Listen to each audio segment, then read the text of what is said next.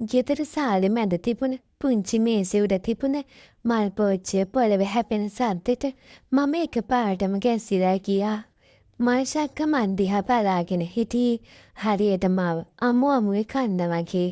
එයාගේ ඇස් දෙක රතු වෙලා කටකොනකින් සරදම් හිනාවක් ආවා. උඹත් අම්මා වගේම තමයි. ඒ ගිය පාරෙම තමයි උඹත් යන්නේ. උඹේ අම්මට තිබුණ ලිදේම තමයි උඹටත් තියෙන්නේ සෙනොලි. අක්කා මූණට මෙහෙම කියද්දි මට දැනුනේ මගේ පපුව පළලා කවුරු හරි ලුණු දානවා වගේ. අම්මා මැරුණ දවසේ ඉඳලා මට මේ ගෙදරින් ලැබුණේ නින්දා විතරයි. අක්කා මට සලකන්නේ හරියට මම කවුරු හරි පාරෙන් අහුලගත්ත කුණු ගොඩක් වගේ. මම බිම බලාගෙන ඉන්න උත්සාහ කළා. ඒත් මගේ ඇස් දෙකෙන් කඳුළු කඩාගෙන වැටුණා. අක්කේ ඇයි මට ඔහොම කියන්නේ? මම මොකක්ද කළේ? මම වෙවුලන හඬින් ඇහුවා.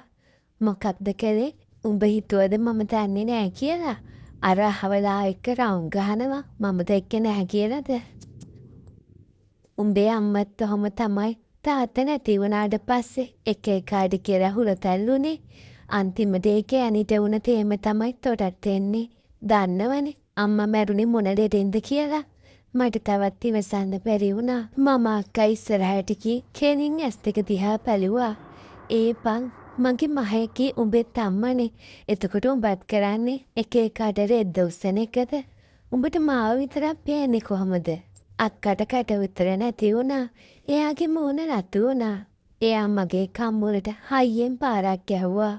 මම ආයෙ මොකුත් කිව්වේ නෑ. මම කෙලින්ම ගියේ කාමරයට. ඕලෙවල් විභාගෙට තව තියෙන්නේ සති කීපයයි. ඒත් මට මේ නිරේ තවත් ඉන්න බෑ කියලා හිතුණා. මම අක්කගේ පර්ස් එකේ රුපියල් 1000ක් හොරකම් කරලා අතට හවුණු ඇඳුම් කෑලි දෙකක් බෑග් එකකට දාගත්තා. පාරට පහිනකොට රෑ වෙලා මම කෙලින්ම කොළඹ බස් එකකට නැංගා. බස් එකේ කොන්දොස්තර මල්ලි මන් දිහා බැලුවේ නිකන් අමුතු විදිහකට. නංගි ගාන කීයද අයියේ? කොහෙටද යන්නේ? කොළඹට. මම කිව්වා. මගේ කකුල් දෙකේ තිබුණේ ගෙවල් ගානේ ඇවිදලා මඩ වුණ සෙරප්පු දෙකක්. මම මේ දවස්වල හරිම අසරණයි. කොළඹට ආවට පස්සේ තමයි තේරුනේ මේ ලෝකේ කොයිතරම් බය හිතෙන තැනක්ද කියලා. කොටුවේ ස්ටේෂන් එකේ ඉස්සරහා මම දවස් දෙකක් බඩගින්න හිටියා. හැම මිනිස්සෙක්ම මන් දිහා බැලුවේ මාව කන්න වගේ. සමහර මිනිස්සු ඇවිත් නංගි අමුද කියලා අහනවා. මට ඒවට උත්තර දෙන්නවත් පණක් තිබුණේ නෑ. තුන්වෙනි දවසේ මම ඉති වයසක මිනිස්සෙක් මගේ ළඟට ආවා. නංගි උඹට රස්සාවක් ඕනේද? එයා ඇහුවේ හරිම කරුණාවන්ත විදියකට. ඒ තමයි සිරිසේන මාමා. මොකක්ද මාමේ රස්සාව? මට දැන් ගොඩක් බඩගිනි. මම ඇඬුම් බරව කිව්වා. උඹට පුළුවන්ද මේ පොදු වැසිකිළිය බලා ගන්න? සාලි ටික එකතු කරලා ඒක පිරිසිදුව තියාගන්න තියෙන්නේ. රෑට නිදා ගන්න තැනකුත් දෙන්න. මට ඒක මහා ලොකු සහනයක් වුණා. මම මේ රස්සාව පාරගත්තා. හැමෝම මට ටොයිලට් හොදන එකේ කියලා විහිළු කරද්දි මම ඒක තේවකාරියක් වගේ කළා.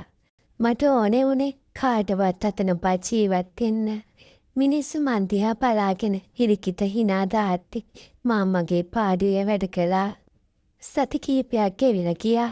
දවසක් මම වැසිකිළිය පිරිසිදු කර කර ඉද්දි එකපාරටම හරිම ලස්සන ලොකු සල්ලිකාර පෙනුමක් තියෙන අක්කා කෙනෙක් දුවගෙන ආවා. එයා හිටියේ හොඳටම බය වෙලා. අනේ නංගි මාව පේරගන්න. මාව කොහේ හරි හංගන්න. අර මිනිස්සු මාව මරන්න එනවා. එයා මගේ අත් දෙකෙන් අල්ලගත්තා. මගේ පුංචි ඉදි මාරු කරන කාමරේට එයාව දාලා හැංගුවා. ටික වෙලාවකින් දරුණු පෙනුමක් තියෙන කොල්ලෝ දෙන්නෙක් ආවා. මෙහාට ගෑවුලම එක්කාවද? රතු පාට ඇඳුමක් ඇතගත්ත? මම කිසිම බයක් නැතුව උන් දෙන්නගේ මූණ බලලා කිව්වා. මෙහාට දවසට කී දෙනෙක් එනවද මහත්තයා? මට මතක නෑ. ඒ වගේ කවුරුත් ආවේ නෑ. පේනවනේ මෙතන තියෙන ජරාව. ඒ වගේ ලස්සනක් කළා මෙතනට එයිද? උන් දෙන්න පැන ගියාට පස්සේ අර අක්කා එළියට ආවා. එයාගේ නම පියුමි. එයා මට පින් දුන්නා. නංගි ඔයාද මාව පේරගත්ත දෙවියෙක් වගේ. මම තනියම කොහොමද යන්නේ? මට මගේ මල්ලිට කෝල් එකක් ගන්න ඕනේ. පැය භාගයකට පස්සේ කළු පාට ලොකු වාහනයක් ස්ටේෂන් එක ඉස්සරහා නතර කළා. ඒකෙන් බැස්සේ හරිම කඩවසම් තරුණයෙක්. පියුමි අක්කා තුවල ගිහින් එයාව පතා ගත්තා. රයන් මේ නංගි තමයි මාව පේරගත්තේ. රයන් මන් දිහා බැලුවේ හරිම අමුතු විදිහකට. එයාට මම මේ කරන රස්සාව ගැන පුදුම හිතුණා. නංගි ඔයායි මෙතන වැඩ කරන්නේ.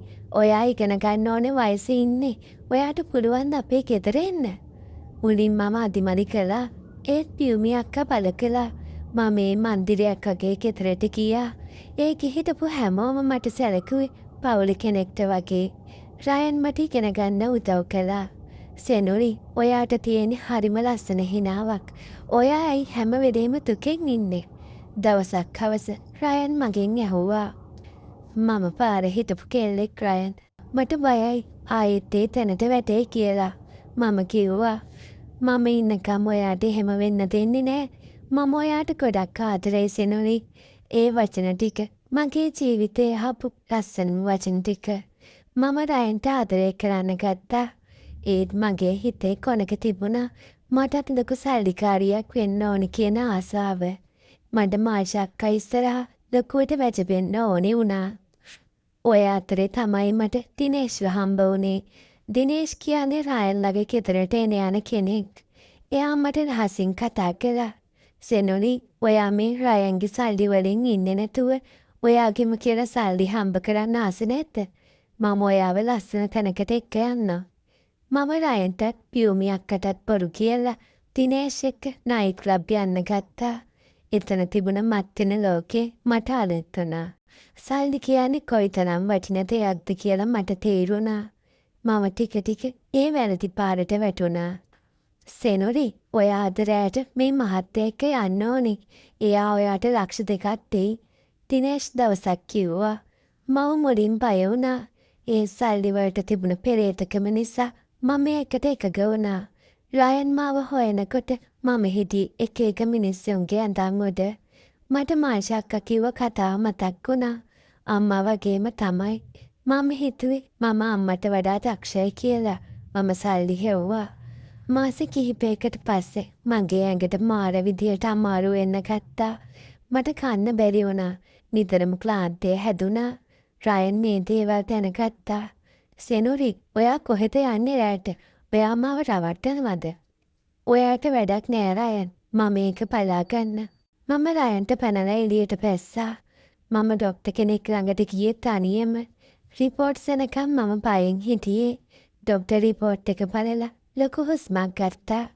සෙනුරි ඔයාට තියෙන සුව කරන්න බැරි සමාජ රෝගයක්. මේක ඔයාගේ ඇඟ පුරාම පැතිරිලා.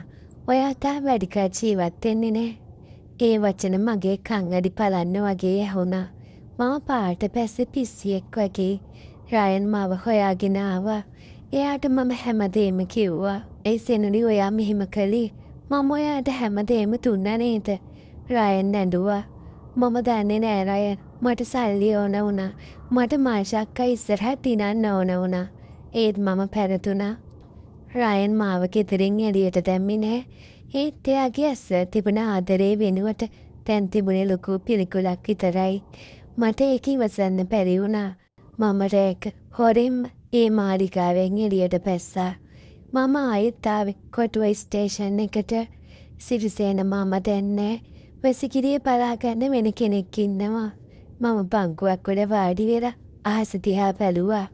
මගේ අතේ තිබෙන සල්ලි මිටි මම එතන හිටපු යාචකෙක්ට දුන්නා. පක්ක හරි මම කියෙත් අම්මගේ පාරෙමයි. මම හිතුවේ මම හරි දක්ෂයි කියලා. ඒත් මම කළේ මාම විනාශ කරගත් එක. ඈතින් කෝච්චිය ගහන්න ඇහෙනවා. මම රේල් පීල දිහාවට ඇවිදගෙන ගියා. මට රයන්ගේ හිනාව මතක් වුණා. ඒත් එක්ක මාෂක්කා කම්බුලට ගහපු පාර මතක් වුණා. ජීවිතේ කියන්නේ මහ පුදුම සෙල්ලමක්. අපි හිතන දේ නෙමෙයි වෙන්නේ. මම ඇස් දෙක පියාගත්තා. මට ඕනේ වුණේ මේ හැම වේදනාවකින්ම නිදහස් වෙන්න. අම්මා මැරුණේ මේ වගේම තනියම වෙන්නේ නැති. මම අන්තිම වතාවට අම්මා මතක් කළා. අම්මේ මම ඔයා ගාවට එනවා. ඒත් එක්කම මුළු ලෝකෙම කලවර වුණා. මම පරාද වුණ තවත් එක ගැහැණු ආත්මයක් විතරයි.